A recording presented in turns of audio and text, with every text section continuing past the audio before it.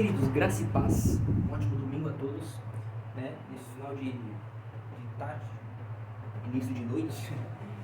Estou aqui para trazer para vocês uma mensagem natalina. Não lembrem do meme, pelo amor de Deus. Mas enfim, possivelmente já lembraram. Mas, ironias à parte aí.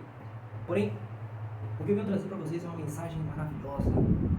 A intervenção do Deus nessa terra, na humanidade caída. Deus, o Deus que se fez carne, o Verbo, como diz o Evangelho de Jesus Cristo segundo João, o Verbo se fez carne e habitou entre nós, cheio de graça e de verdade. Isso é uma mensagem que deve impactar aqueles que creem no Senhor. Não tem nada de idolatria nisso, pelo amor de Deus. Convenhamos, a Bíblia, todas as Escrituras, ela trata de Cristo. A centralidade das Escrituras é Cristo. Na centralidade está Cristo. O centro do cristianismo é Cristo.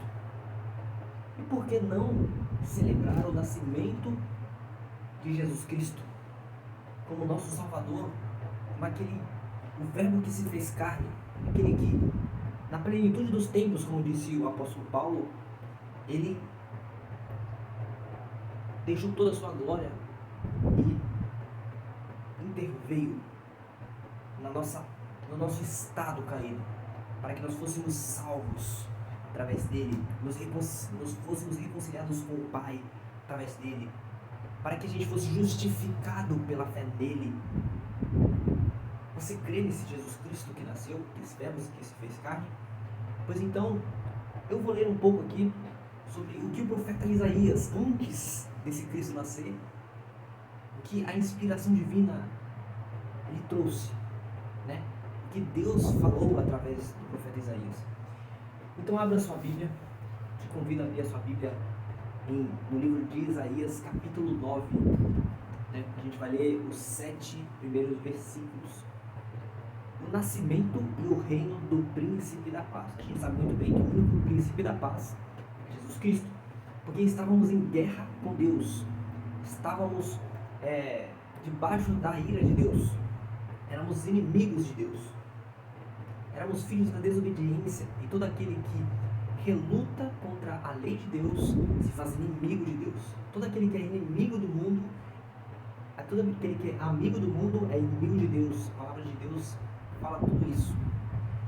Então, se estávamos em guerra contra Deus, tinha que acontecer alguma coisa, tinha que haver uma solução para que nós fôssemos, tinha que haver um pacificador entre nós e Deus, e esse pacificador se chama Jesus Cristo. E eu vou ler aqui sobre o nascimento dele. Olha a situação e olha a esperança nesse texto. Capítulo 9, versículo 1 de Isaías. Mas para a terra que estava aflita não continuará a obscuridade. Deus, nos primeiros tempos, tornou desprezível a terra de Zebulon e a terra de Naftali.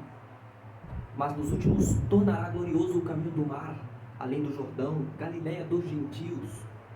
O povo que andava em trevas, olha isso, viu grande luz. E aos que viviam na região da sombra da morte, olha só isso, resplandeceu-lhes a luz. Tens multiplicado este povo, a alegria lhe aumentaste. Alegram-se eles diante de ti, como se alegram na ceifa e como exultam quando repartem os despojos. Porque tu quebrastes o jugo que pesava sobre eles. Nossa, eu lembro de tantos textos lendo isso. A vara que lhe feria os ombros e o cetro do seu opressor, como do dia dos midianitas. Porque toda a bota com que anda o guerreiro no tumulto da batalha e toda a veste revolvida em sangue serão queimadas, servirão de pasto ao fogo. Agora olha isso, olha isso, olha isso. Porque um menino nos nasceu, um filho se nos deu, o governo está nos seus ombros, sobre os seus ombros, e o seu nome será, olha o que o nome dele será: Maravilhoso Conselheiro, Deus Forte, Príncipe da Paz.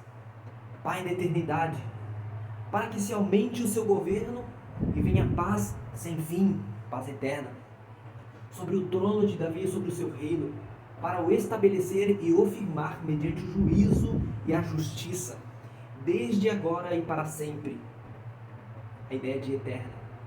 O zelo do Senhor dos Exércitos fará isso. Deus, ele fala e ele cumpre. Deus, ele é fiel à sua própria palavra. A sua palavra é infalível. Eu falo para vocês, não tem como a palavra de Deus ser revogada.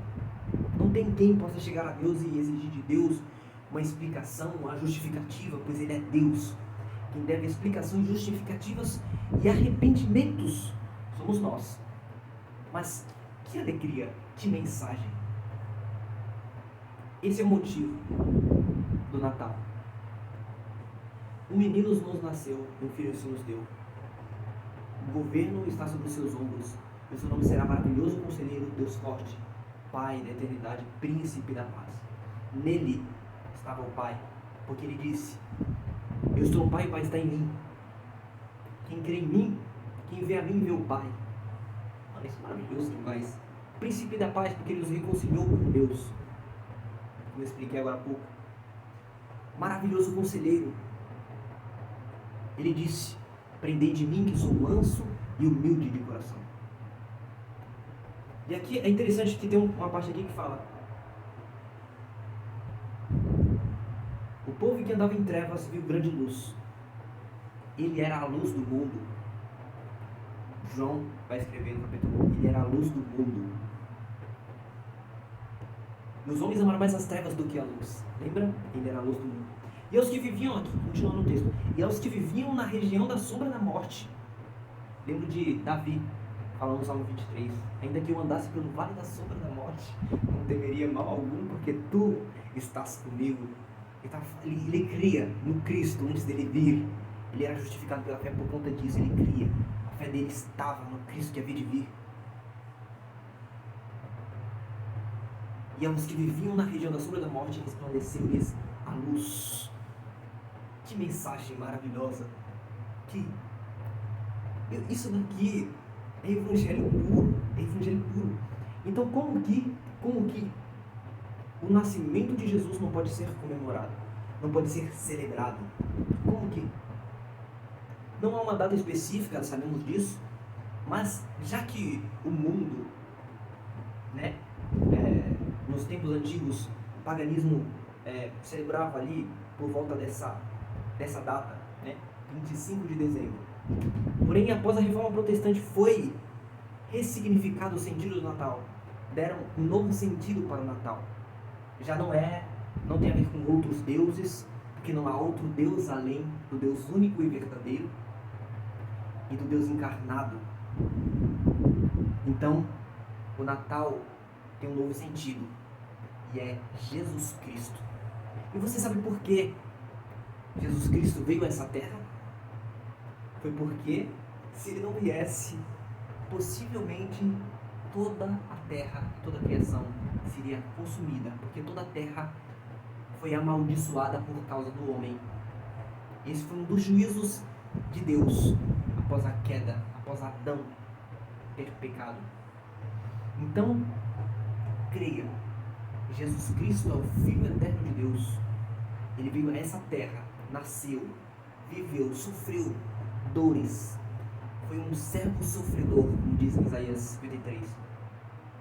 Sofreu até a morte, como diz Paulo, em morte de cruz. Por quê? Por causa dos seus pecados. Por causa das suas iniquidades, das suas perversidades, impiedade, tolices, desobediência, revolta contra Deus. Mas Deus, em sua infinita misericórdia, sendo nós mortos em nossos pecados e delitos, nos deu vida. Ressaltando, pela sua infinita misericórdia, não foi porque ele viu nada em nós digno de ser salvo. Ah, meu servo ali, ele ajuda os pobres, né? Ele faz isso, ele faz aquilo. Ah, ele lê a Bíblia. Ah, ele ora. Ah, ele tenta se consagrar ali. Então eu vou salvar ele. Não. Romanos 3, 18 em diante fala que não há quem busque a Deus. Não há quem entenda. Não há quem faça o bem. Não há um justo sequer. Somos justificados, pois, pela fé. Mediante a fé. Que fé é essa? É um dom de Deus que é colocado no homem. Então creia. Se você crê, certamente é porque Deus colocou esse dom em você. E você passou a crer. Seu coração foi regenerado. E eu oro por você. Que você creia nesse Jesus que nasceu, que viveu, que sofreu, padeceu até o último minuto. E disse: está consumado. Pois ele pagou. No momento que ele fala essa frase, está consumado, ele pagou toda a nossa dívida, que era eterna, ou seja, impagável. Cada dia que passava, era acumulado cada vez mais ira sobre nós. Mas, pela fé em Jesus Cristo, ele nos justificou diante de Deus. Ele se fez maldição em nosso lugar, para que nós fôssemos feitos justiça. Isso é maravilhoso, não é? Você crê nisso ou não crê? Eu peço que você creia que ele é o Cristo que perdoa pecados, que justifica o pecador que se arrepende dos seus pecados, e que, através do seu Espírito Santo, ele transformará dia após dia a sua vida, o seu coração. Ele trará luz sobre os seus pecados, te mostrará a horripilante situação do seu coração. Uma situação de rebeldia contra Deus, de maldade, de pecados. Horrível. Vai ser doloroso, com certeza. Mas, que maravilha. Essa luz, a luz da vida, nos levará para viver eternamente com Ele, no reino de glória. Você crê nisso? Creia somente, que será salvo. Deus abençoe a sua vida e um ótimo Natal para você.